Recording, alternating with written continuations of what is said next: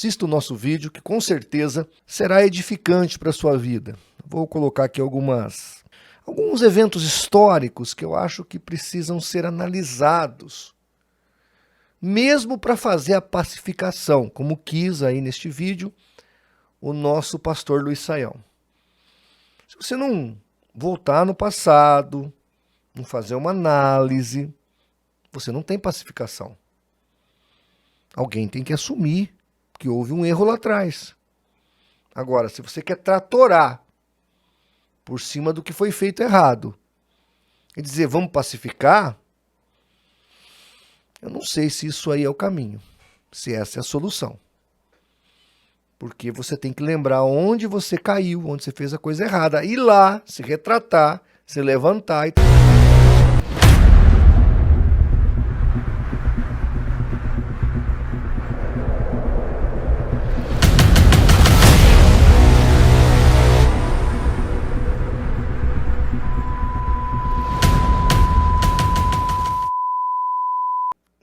De uma maneira assim muito clara, nós vamos observar que boa parte da filosofia pagã de Santo Agostinho foi trazida assim para dentro da igreja. E eu vou mostrar para você. De Roterdã dá perdoe os luteranos. O Erasmo de Roterdã dá um chocolate no Lutero, mas um chocolate. Chocolate. É o que o Erasmo de Roterdã dá no nosso amigo Lutero, né? Erasmo de Roterdã, livre-arbítrio e salvação. Gente, este livro aqui, ó. O recalcitrante se junta ao Papa Leão X, que elogiou essa obra, que posteriormente foi refutada por Lutero com a obra Servo-Arbítrio. A exemplo, Calvino elogia Lutero por mostrar que a salvação não depende do livre-arbítrio humano. John Knox chama a obra de Lutero de o tratado mais excelente e precioso contra o livre-arbítrio. Teodoro Beza disse que Lutero destruiu os fundamentos do pelagianismo e do semi-pelagianismo. Henrik Bulliger disse que Lutero refutou os erros do pelagianismo e do semi-pelagianismo. Matthew Henry disse que Lutero mostrou que a salvação depende da soberana vontade de Deus.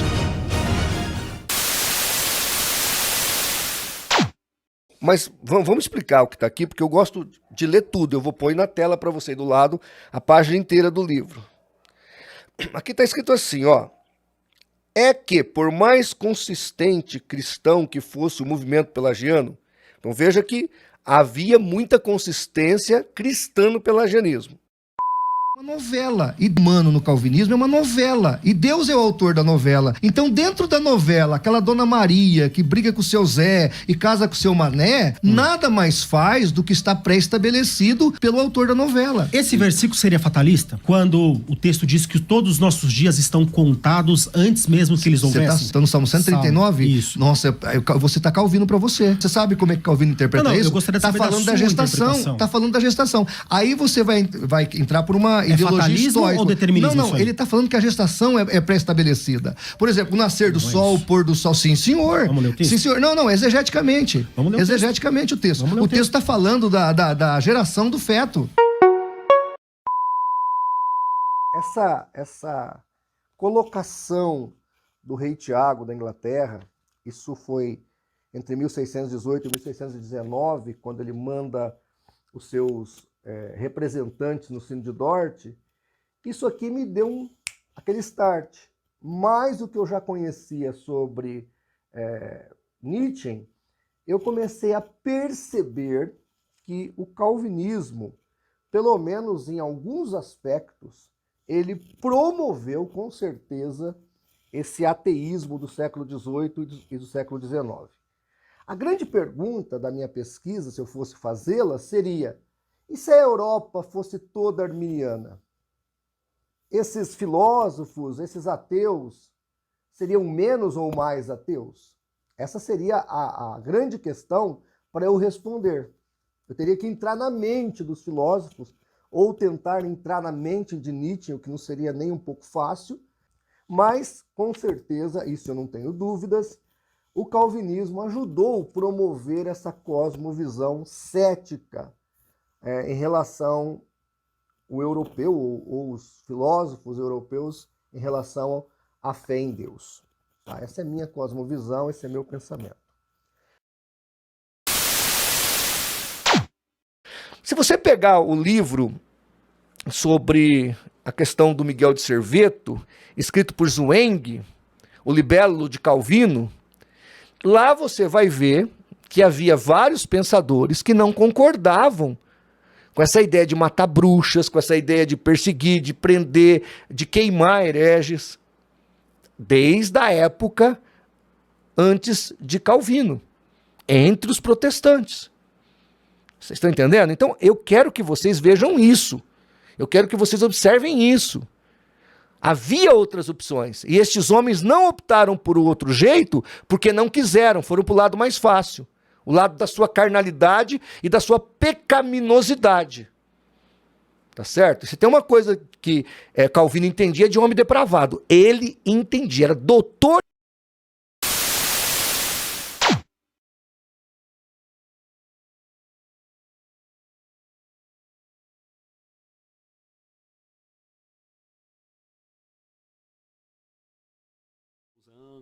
O próprio João Flávio já usou, e eu estou avisando como amigo.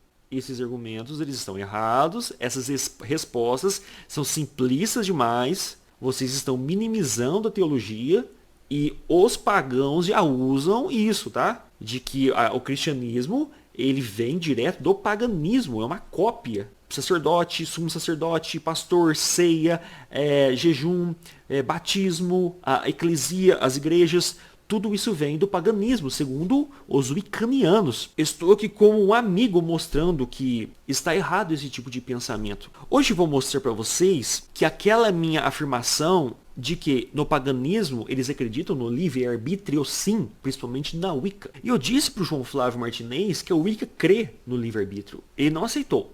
Ele pegou um monte de livro lá que trata lá sobre o karma, sobre fatalismo, e disse que o paganismo crê no fatalismo. Eu disse não, eles creem no karma, mas o karma é uma resposta do livre-arbítrio da pessoa. Você é livre para fazer o mal. Então vem o karma e corrige esse erro. Mas o ponto inicial do karma vem do livre-arbítrio. Vamos assistir aqui então. O vídeo é: posso fazer feitiço para outras pessoas? Estou trazendo esse vídeo porque o YouTube me recomendou depois que entrei no canal dela. Então eu acredito que era para eu ter assistido esse vídeo, porque eu não tinha assistido, tá? Pessoal, tudo bem com vocês? Neste vídeo de hoje eu ia fazer uma parte 2 a respeito do tema do nosso último vídeo, sobre o livro do Jamierson de Oliveira, Arminianismo Puro e Simples.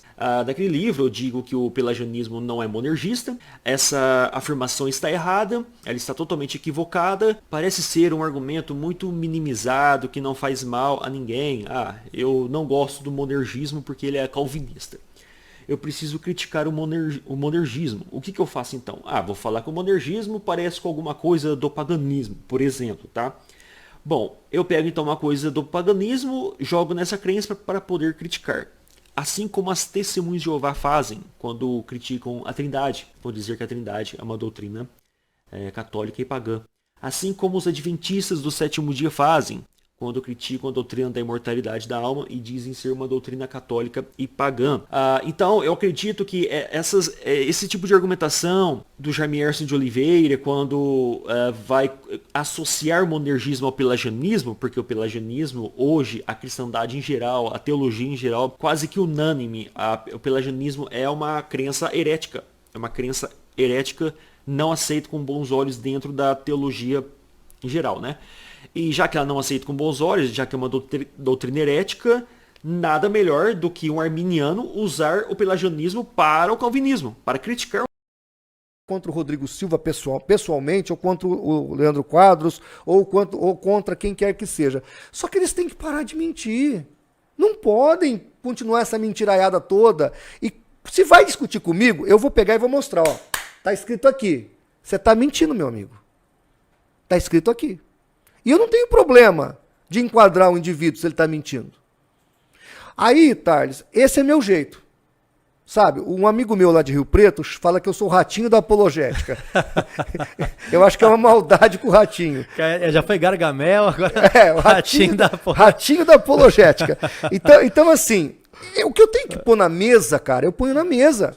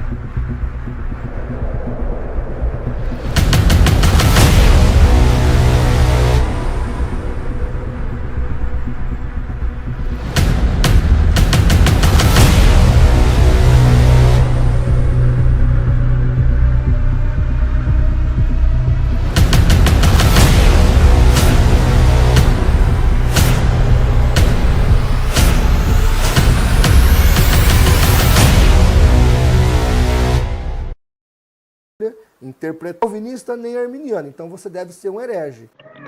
Um herege é um irmão em Cristo. Dentro do catolicismo também existe essa divisão. Lá tem outro nome, lá chama tomismo e molinismo. Tomismo de Tomás de Aquino, que pegou de Agostinho e desenvolveu uma espécie de, anacronicamente falando, calvinismo. E molinismo, que é posterior ao arminianismo, é uma espécie também de teologia arminiana, tá ok? Então, você não vai ter jeito de escapar de uma dessas escolas, porque você vai ter que ler a Bíblia, interpretar a Bíblia com relação à salvação, e você vai estar em um posicionamento. Não existe outro jeito, ou você está de um lado ou de outro. Eu não sou nem calvinista nem arminiano, então você deve ser um herege. Primeiro eu preciso dizer que o Davi estava falando que gostaria de saber o posicionamento dos arminianos. Infelizmente, eu acho que não tem nenhum arminiano aqui hoje à tarde, hoje pela manhã. Vou ficar na mão. A gente precisaria do Jamierson aqui para ele explicar pra gente, que eu acho que o Jamierson é arminiano, não é? Arminiano. Tenho quase certeza. Mas como eu não conheço também muito bem, a gente vai procurar isso depois. Eu não sou nem calvinista nem arminiano, então você deve ser um herege.